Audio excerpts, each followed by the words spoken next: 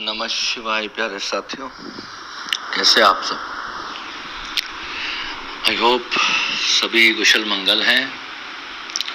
भोलेनाथ आपके पूरे परिवार पर अपार कृपा बरसाएं, अपार आनंद आपके परिवार में बरसाएं। यही मेरी दुआ, यही मेरा आशीर्वाद। आज एक प्रश्न आया है। इस प्रश्न का हमेशा ही मैं स्वागत करता हूँ कि प्रेम गुरुजी है क्या? ओशो को भी बहुत सुना है, वो भी प्रेम की ही बात करते थे। प्रेम जब हम किसी को करते हैं तो एक फीलिंग जो आता है, ये इस फीलिंग का एग्जैक्ट ये फीलिंग है क्यों? इसका स्पिरिचुअलिटी से क्या कनेक्शन है? हमारे होने से परमात्मा तक की यात्रा में प्रेम का क्या संदर्भ है? बड़ा डीप प्रश्न है।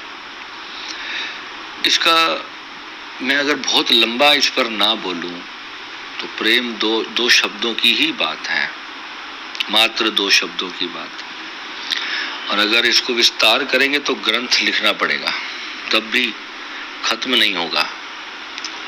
अगर दो शब्दों में तुम्हें प्रेम को समझना है ना, तुम इसे अपने पूरे जीवन पे लगा देना। आज से ही तुम देखना तुम्हारे जीवन में कितना बड़ा बदलाव तुम्हें देखने को मिलेगा। तुम हैरान हो जाओगे, तुम्हारा जीवन ऐसा ट्रांसफॉर्म कर देगा। तुम अभी इसी क्षण से मोक्ष फील करोगे, इसी क्षण से। और जब व्यक्ति मोक्ष को फील करता है ना, उसे पता चल जाता है कि मैं मोक्ष को प्राप्त कर चुका हूँ, तो वही स्थिति है प्रेम में होने की। प्रेम किया जाता ही नहीं है, प्रेम में हुआ जाता है। प्रेम में कोई है, प्रेम एक डायमेंशन है। लाइक जैसे अभी हम इस संसार में हैं, तो this is also a dimension. जब हम स्वप्न में होते हैं, that is also a dimension. जब हम समाधि में होते हैं, that is also a dimension. एक जागृत अवस्था है, अभी आप जाग रहे हो, बात कर रहे हो, समझ रहे हो, दिस इज ए डायमेंशन। एक स्वप्न अवस्था है, जब आप ड्रीम में हो तो आप थोड़ा सा कुछ परसेंट आपका जाग रहा है, सबकॉन्शियस माइंड वो ड्रीम देख रहा है, तो that is also a dimension. फिर एक सुषुप्ति अवस्था है, जब आप पूरा कंप्लीट डीप ट्रांस में सो रहे हो, आपको पता ही नहीं है कि बॉडी कहाँ पड़ी है, तो that is also a dimension. And what is the fourth dimension? Fourth dimension जिसे तुर्यातीत अवस्था कहा गया, where there you are present and there is a no dream, no past, no future, there is complete present moment. That is the fourth dimension, and going beyond all dimensions is known as love. यानी कि उसे हम fifth dimension भी कह सकते हैं। And we can also say there is no dimensions, all dimensions are vanished, everything vanished. If we are wanting something, अभी हम कुछ चाह रहे हैं, it means we are into a dimension. If we are expecting something, काश ऐसा हो जाए, काश वैसा हो जाए, it means we are in a dimension. If we have everything and we are feeling enjoy, we are being joyful, that's also a dimension, that is also a dimension. If we are in a gratitude, if we are having all the things we want in our life, and that same time we are also in a dimension, okay? But when we don't have anything and we are in a pain, that's also a part of our journey, that's also a part of our journey. If we are in a pain, we have regret of losing something, कुछ खो दिया हमने, उसकी वजह से अगर हम pen में हैं, it means universe wants you to become something very big, something beyond the all dimension. And if you see after all dimensions, only you can understand your enlightenment. There are the stages of your enlightenment. जागृति की भी बहुत सारी अवस्थाएं हैं। मोक्ष की प्राप्ति के बाद भी एक व्यक्ति कैसे तय करेगा कि उसे परमात्मा की कितनी ऊंचाई अवस्था उसे प्राप्त हुई है? तो he has to be understand that कि When he is crossing the dimensions, only then he will know that he crossed something. कुछ पार किया है मैंने, कुछ दुख था जिसे मैंने ओवरकम किया है. Only you can realize ना. So जो प्रेम है उसे कैसे जाने कि प्रेम में हूं या नहीं हूं. अभी तक अभी आपके सामने एक बगीचा है, बगीचे में एक सुंदर गुलाब लगा है. अगर आप उसे पसंद करते हो, उसे लाइक करते हो, उसके लिए दीवाने हो, तो you will pluck it out from the root of its ground and you will decorate your home, your whatever you can do. You want the rose to blossom into your drawing room or into your table, anything. जहाँ आप चाहते हो कि ये गुलदस्ता, ये गुलदाब मेरे घर को सजाने के लिए काम आएगा, मुझे इसकी महक लेनी है, उसको आप कैसे भी इस्तेमाल कर सकते हो. And if you really love that flower, आप उसे रोज पानी दोगे, उसे देख करके खुश होगे, चाहे फिर आपको वो कितना भी पसंद आ रहा हो. आप उसकी महक में ही, उसे सींचने में ही आप पूर्ण फील करोगे. If you love somebody else, if you love yourself, आप अपने आप को पानी दोगे. If you love somebody else, आप उसे पानी दोगे. If you love your business, आप उसे पानी दोगे. इफ यू लव योर गुरु, आप उसे पानी दोगे. If you love your parents, आप उन्हें पानी दोगे. If you love your children, आप उन्हें पानी दोगे. इफ यू लव पुअर, आप उन्हें पानी दोगे. तो जितना विराट तुम्हारा प्रेम होता जाएगा, आप सभी से उतना प्रेम में जाते जाओगे. सभी से प्रेम करना से भी एक नेक्स्ट स्टेज जो है, वो स्टेज है when you feel the pain of others, when you become one with the universe, the whole pain is yours and the whole happiness is yours. And when you are enlightened, you know कि कौन आपको प्रेम करता है और कौन आपको पाना चाहता है. You know that everybody around you, all relationships are just like that. Somebody wants you and somebody wants you to be happy in your life. That is the ultimate सद्गुरु. जो तुम्हारे गुरु होते हैं वो सबसे ज्यादा तुम्हें प्रेम करते हैं संसार में. उनका एक ही मकसद होता है कि ये आत्मा खुश रहे, ब्लेस करे, ब्लॉसम करे, चेरिश करे, ये नरिश्ड रहे. उसके लिए गुरु हर वो संभव प्रयास करता है जिससे कि तुम्हें खुशी की प्राप्ति हो, तुम आनंद की ओर जाओ. मगर जो तुम्हारी डिजायर्स है, what you want is actually the barrier. It's creating the barrier in your mind, body and soul. जब तुम्हारी चाहते, तुम्हारे डिजायर्स गुरु और तुम्हारे प्रेम के बीच में आकर के खड़ी हो जाती हैं, तो वहां तुम्हारा एकत्व नहीं साध पाता. और जब तुम कंप्लीट टोटल सरेंडर्ड होते हो, यहाँ बुद्धि की जो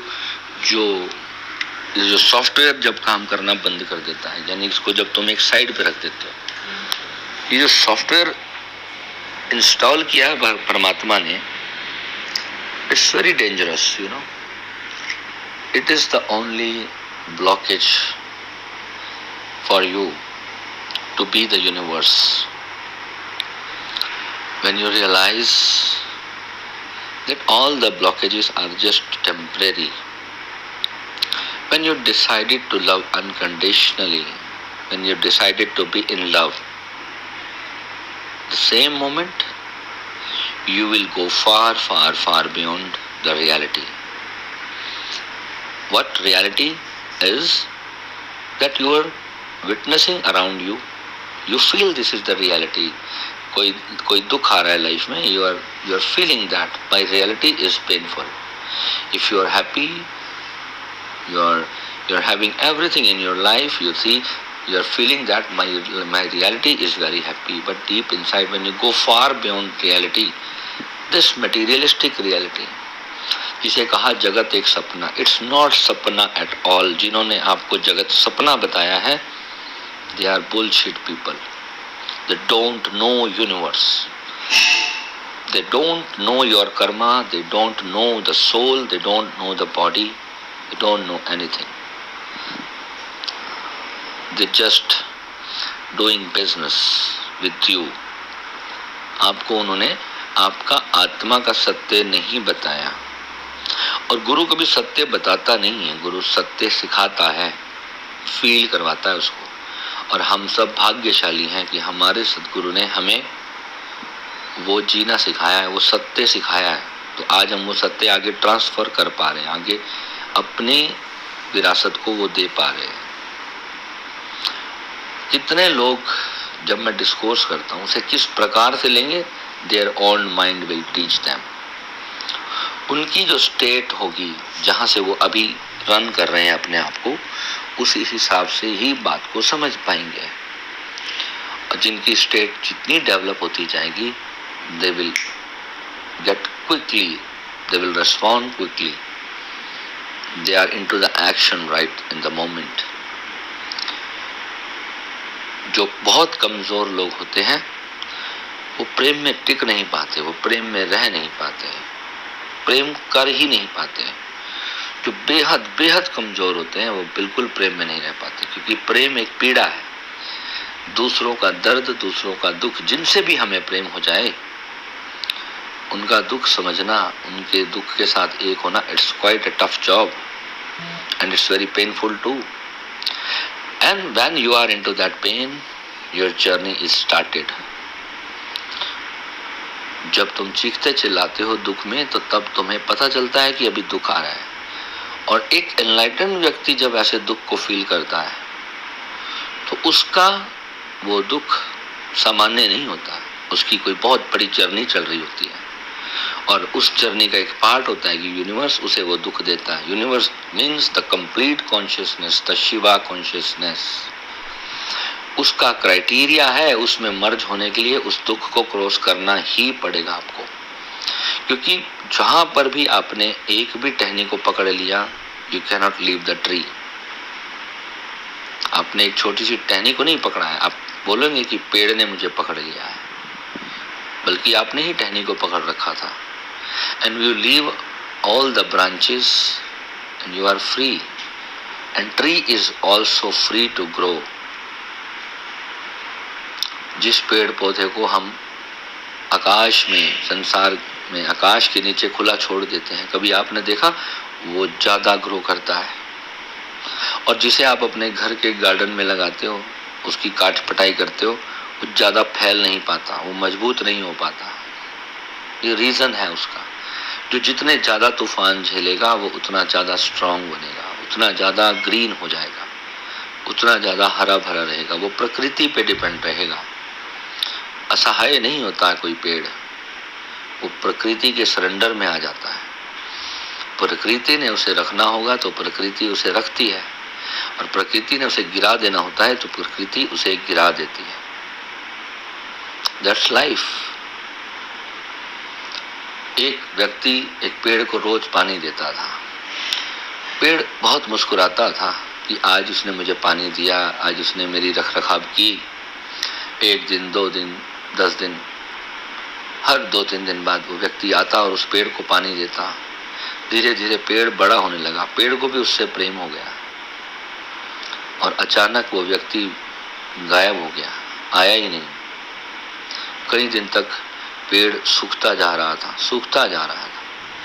पेड़ भी तड़प रहा था कि वो व्यक्ति कहाँ गया जो रोज मुझे पानी देता था। पेड़ भूल ही गया था कि आकाश भी है। पेड़ इस बात को भूल ही गया था कि जब वर्षा आएगी ना तो मेरे सारे गम दूर हो जाएंगे। पेड़ ने उस एक व्यक्ति से पानी की एक्सपेक्टेशन कर ली। वो आकाश को, परमात्मा को भूल गया, जिसकी कारण वो पेड़ वजूद में है, उसे ही भूल गया। तो जब उसे ही भूल जाएगा जिससे हमारा वजूद है, तभी तो दुख होगा। थोड़ी देर के लिए हमारा मन संसार की छोटी छोटी चीजों में लग जाता है, और यूनिवर्स उन छोटी चीजों को कई बार हमसे दूर भी कर देते हैं, ताकि वो हमें बताते हैं कि मैं हूँ, मैं मालिक हूँ तुम्हारा, मेरा ही क्रिएशन हो तुम। तुम्हारा अपना अहंकार, तुम्हारी अपनी ego, why somebody is not showering water on me, that is the problem. Why life is not running according to me, that is the problem. And when you complete surrender in every second, in every moment, आप हर क्षण यही बात बोलते हो। गुरु नानक जी ने कहा तेरा तेरा तेरा, जो तुम्हारे को मिला उसे भी कहो तेरा, और जब तुमसे छिन जाए तो कहो तेरा ही तो था, तूने ही तो दिया था, तेरा था तूने ले लिया, तूने ही दिया था तूने ले लिया। इतना सा भाव जब जब जीने लग जाओगे ना, जब हम सिर्फ इस भाव से चुकते हैं ना, भगवत गीता का सिद्धांत है ना कि कर्म किए जाओ फल की इच्छा ना कर।